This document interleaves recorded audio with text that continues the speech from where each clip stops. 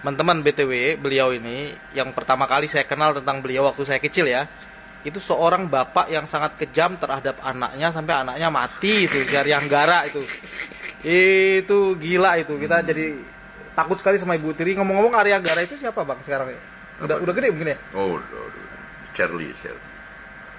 Si siapa? Si Charlie. Charlie namanya, kita panggil Charlie. Yang cowok kan? Cowok, ya. Cowok ya. Sama yang kedua yang itu anak Surabaya. Oh, anak Surabaya. Sudah nggak main film lagi berarti deh? Kayaknya enggak.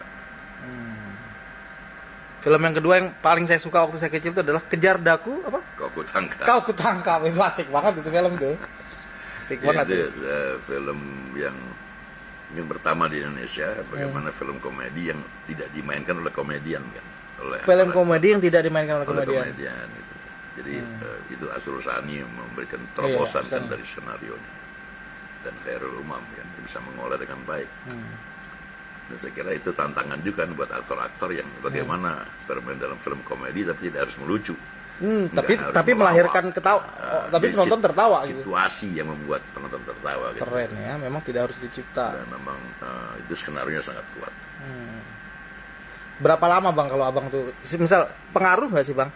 Sekali Abang di satu film jadi orang jahat, sekali jadi orang baik, sekali jadi kiai, sekali jadi preman pasti. gitu. Itu terpengaruh nggak dalam kehidupan pribadi itu ketika kan pendalaman peran kan lama kan? Iya, itu kan mempengaruhi juga. Tapi kan kita ya umat Islam ya.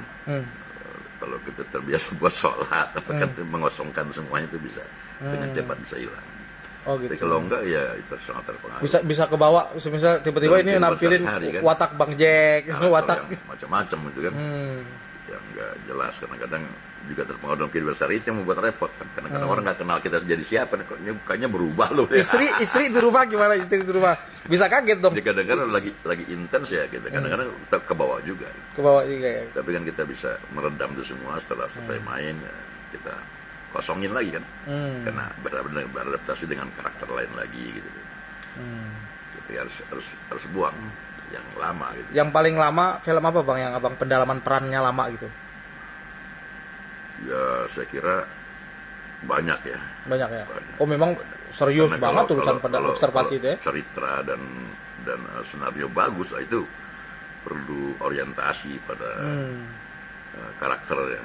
Kita bisa mencari model-model karakternya dari kehidupan sehari-hari dan juga mengkondisikan kan, mengkondisikan pikiran dan perasaan si tokoh dalam keseharian gitu.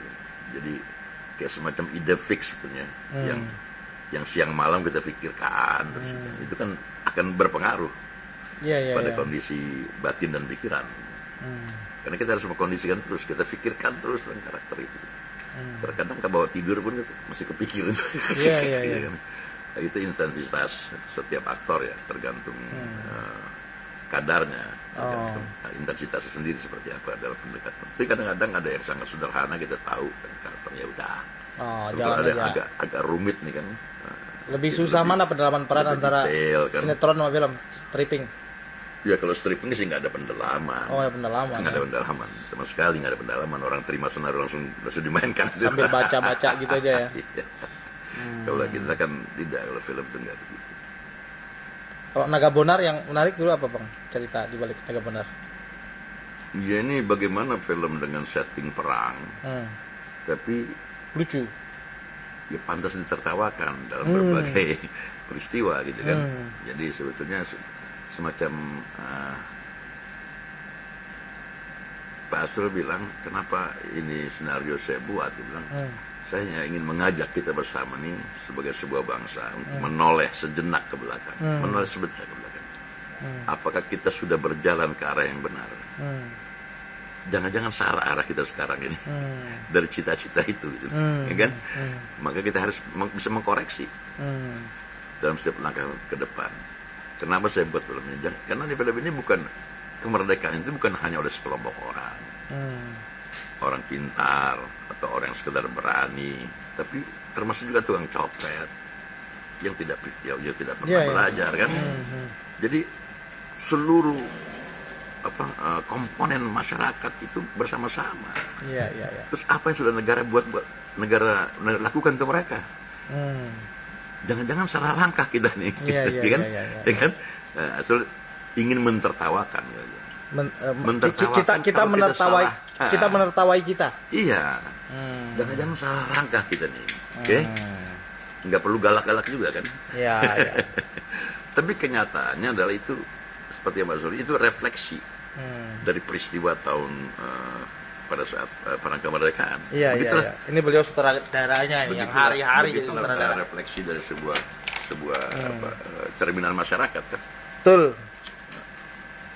Keren. Terakhir Bang, boleh nggak sih saya ini jadi anggota DPR RI dari Dapil Pulau Sumbawa nih Bang? Sudah boleh lah. Mantap. Sangat boleh. Kalau pakai nasihat si Naga Bonar kepada Bujang ya? Gimana cara nasihat supaya orang miliannya nih Bang? Pakai bahasanya si Naga Bonar Bang.